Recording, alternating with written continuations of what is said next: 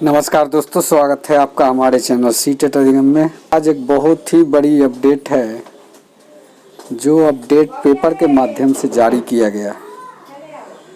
वो अपडेट ये है कि शिक्षकों की बहाली पहले तो केस से लटकी। स्टार्टिंग में जब आरंभ हुई तो मानव श्रृंखला बाढ़ वगैरह वगैरह से लेके लटकते चली गई। फिर केस का खेल चलते गया, उसके बाद बहाली लटकती नज़र आई। अब ये बहाली ऐसी स्थिति में बट गई है कि अब ये गवर्नमेंट के लिए चैलेंज हो गया कि किस प्रकार से नियुक्ति पत्र को बांटा जाए। हालांकि बहाली में बाढ़ है, बहाली की बाढ़ है, भरमार है, लेकिन फिर भी ये संभव नहीं हो पा रहा है बिहार सरकार के द्वारा। अब इसको सीधे तौर पे हम लोग जो है गवर्नमेंट की नीति जो पॉलिसी है उसके शिकार होते हुए सभी अभ्यर्थी नज़र आ रहे हैं। तो सबसे पहले हम जान लेते हैं कि अपडेट आज का जो है वो क्या है। तो इसको पहले पढ़ लेते हैं। 1.25 लाख नियुक्ति पत्र बांटना चुनौती। जी हाँ, गवर्नमेंट के लिए एक चैलेंज का सब्जेक्ट हो गया है। शिक्षक नियोजन। राज्य के सरकारी स्कूलों के करीब 1.25 लाख प्राथमिक से लेकर माध्यमिक उच्च माध्यमिक शिक्षकों की नियुक्ति की चल रही प्रक्रिया को अंजाम तक पहुंचाना फिलहाल शिक्षा विभाग के लिए सबसे बड़ी चुनौती है। 94,000 प्राथमिक पहली से 8वीं तक और 32,020 माध्यमिक उच्च माध्यमिक शिक्षकों की नियुक्ति की प्रक्रिया करीब 1.5 साल पहले आरंभ हुई थी। आधा दर्जन से अधिक बार नियुक्ति पत्र बांटे जाने का शेड्यूल जारी किया गया, लेकिन अब तक न अंतिम रूप से मेधा सूची ही सार्वजनिक हुई और ना ही नियुक्ति पत्र ही बांटे जा सके। गौरतलब हो कि शिक्षा विभाग ने 1 जुलाई 2019 को छठे चरण के नियोजन के तहत माध्यमिक उच्च माध्यमिक स्कूलों के लिए 30,000 शिक्षकों की नियुक्ति का शेड्यूल जारी किया था। तभी 29 नवंबर 2019 को नियुक्ति पत्र बांटे जाने का लक्ष्य तय किया गया था, लेकिन विभिन्न कारणों से आवेदन समेत नियोजन की अन्य प्रक्रियाओं की तिथियां बदलती रही।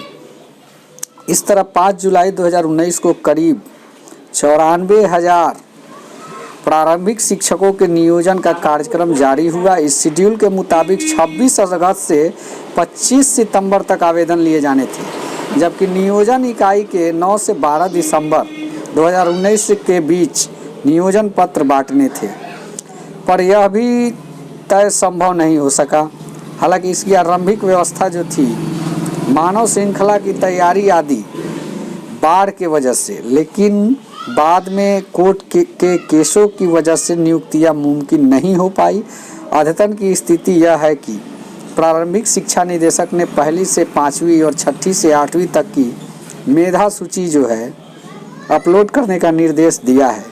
कोर्ट के आदेश से डीएलएड और बीई डिग्रीधारियों अभ्यर्थियों को प्राथमिक शिक्षकों के समेतिक मेधा सूची तैयार हो रही है। एनआईसी पर अपलोड करने की बात कही जाती है, लेकिन पेपर के द्वारा कहा जा रहा है कि अभी इसकी सूची जो है तैयार हो रही है। तो कहने का मतलब यहाँ पे शिक्षा विभाग और सरकार की गलत नीति का शिकार ये बहाली प्रक्रिया हुई है, और कहीं ना कहीं केस का खेल जो है ये गवर्नमेंट की नीति की वजह से हुआ। नहीं तो सीट दिसंबर जितने पास थे वो कोई बड़ी समस्या नहीं थी, उनको एक साथ लिया जा सकता था। लेकिन बहाली अगर रुकी है तो इसमें कहीं ना कहीं गवर्नमेंट का गलत नीति और वोट बैंक तैयार करने की नीति। हालांकि वर्तमान गवर्नमेंट जो पिछली गवर्नमेंट थी उन्होंने इस बात से इनकार किया कि मैं वोट की राजनीति के लिए नहीं करता कुछ, लेकिन यहाँ पे सीधे तौर पे ये दिखता नज़र आता है कि वोट की राजनीति के लिए ही इस बहाली को अटका के रखा गया है। अभी भी टाइम है, गवर्नमेंट अगर केस ड्रॉप कर दे तो ये बहाली संभव हो जाती है, और नहीं तो 25 को जो फैसला आना है उसके बाद अगर प्रक्रिया 1-2 महीने और लेट हो जाती है तो नेक्स्ट सीटेट क्वालिफाइड स्टूडेंट भी इस चीज़ के लिए चैलेंज करेंगे कि हमको भी लेना चाहिए। तो फिर एक बार 1 साल के लिए बहाली लटकती नज़र आती है। तो एट लास्ट सवाल यही उठता है कि जब इन लोगों की बारी आती है, नेताओं के सब्जेक्ट की बात कह रहा हूँ, तो ये लोग को चुनाव की रैलियों का सभा का आयोजन करना कोरोना नहीं होता है, लेकिन अगर छठ जैसे महापर्व आता है तो छठ पूजा जो घाट पे की जाती है वहाँ पे कोरोना फैलने का इनको डर सताने लगता है। तो आप सीधे सीधे समझ सकते हैं कि इन नेताओं ने हमको कितना बड़ा चूतिया समझ रखा है और चूतिया बना रखा है। आज मेरे मुंह से इतना खराब शब्द इसलिए निकल रहा है कि हम लोग अगर अपने आप को शिक्षित मानते हैं तो कहीं ना कहीं डिसक्वालीफाइड है। शिक्षा हमारी महत्वहीनता का ये बन गई है, चिन्ह बन गई है। हम लोग उस महत्व को समझ नहीं पा रहे हैं, सही गलत का चयन नहीं कर पा रहे हैं, जिसके वजह से खुद ही भुगतना पड़ रहा है हम लोग को। तो एट लास्ट अगर इस बहाली में किसी तरह का भी, जो हमारे मेवालाल शिक्षा मंत्री जी ने कहा है कि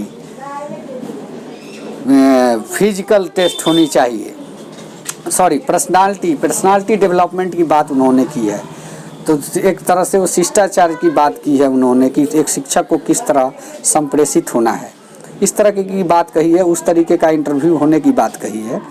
तो कहने का मतलब ये है कि उनका पर्सनालिटी और व्यक्तित्व जो है वो पेपर के द्वारा, सूचना एवं प्रसारण के द्वारा हमको मालूम चल रहा है।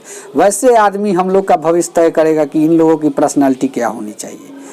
तो ये भी एक संशय की स्थिति है। अगर इस तरह की बात आती है इस बहाली में, अगर किसी भी प्रकार का बीच में कोई कंडीशन लगाया जाता है तो प्लीज़ मैं यही कहूँगा कि अब वो समय आ गया है कि रोड पर उतर के कुछ सम्मेलन करना पड़ेगा, तब जाके इन लोगों के होश ठिकाने आएंगे। मैं जानता हूँ इस वीडियो के बाद बहुत तरह के सवाल उठने लगेंगी, लेकिन मैं जो कह रहा हूँ ये परफेक्ट बात है। और अब रही बात कि अब हमको इस बात का डर नहीं है कि क्या होगा, क्योंकि मैं जानता हूँ कि अगर इससे संबंधित अगर कुछ होता भी है तो मैं सच के लिए लड़ रहा हूँ और सच्चाई का साथ दूंगा। इतना के साथ आप लोगों से मैं विदा चाहता हूं। आज की वीडियो में कुछ नॉइस भी आ रहे होंगे, जिसका मेन वजह है कि हमारे पास टाइम नहीं हो पा रहा है, लेकिन कल मैं आप लोग को एक बड़ी अपडेट नहीं दे सका, इसलिए आज जो अपडेट है हम लोगों के लिए उस अपडेट को आप लोगों को मुहैया कर रहा हूं। और इतना कहने के साथ ही आगे की अपडेट के लिए बने रहिए हमारे चैनल पे। नमस्कार, जय हिंद, वंदे मातरम।